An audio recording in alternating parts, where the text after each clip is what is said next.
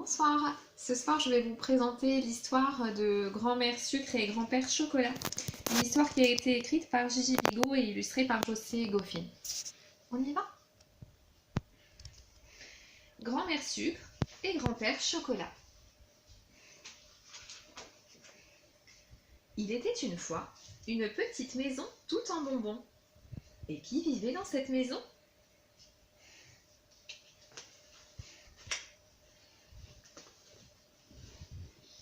Un grand-père Chocolat et une grand-mère Sucre. Tous les deux s'aimaient beaucoup, beaucoup. Ils se disaient des mots ronds comme des marrons et lisses comme du réglisse.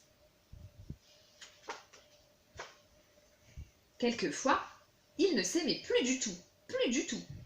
Alors ils se disaient des mots froids comme de la glace, des mots pointus comme des couteaux.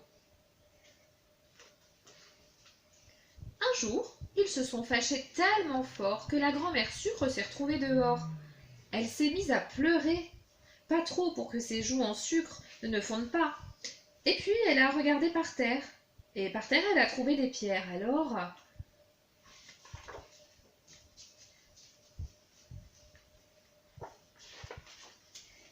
Alors, avec les pierres qu'elle a trouvées par terre, elle s'est fabriquée une petite maison en pierre. La grand-mère Sucre aimait bien sa maison en pierre, mais elle aimait encore mieux le grand-père Chocolat. Un jour, elle est retournée chez lui.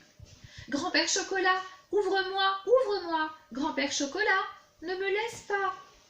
Mais le grand-père Chocolat n'entendait pas. La grand-mère Sucre s'est remise à pleurer, pas trop, pour que ses joues ne fondent pas.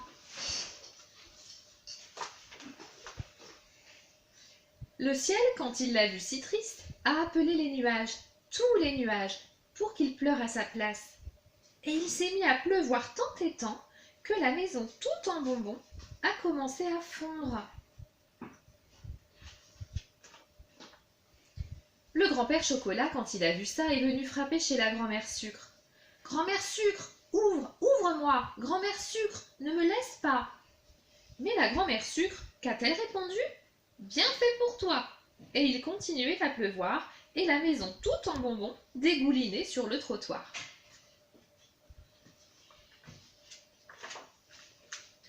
Alors que le grand-père Chocolat a fait quelque chose qui peut servir parfois quand on est fâché avec ceux qu'on aime bien, il s'est approché et il a chuchoté des paroles si douces et si sucrées que la grand-mère Sucre lui a ouvert la porte de sa maison en pierre. Quand ils se sont retrouvés, ils étaient tellement contents qu'ils se sont embrassés, embrassés, embrassés toute la journée. Si bien que le soir, le grand-père Chocolat avait une bouche en sucre et la grand-mère Sucre une bouche en chocolat. Voilà, c'est comme ça que ça s'est passé. Merci.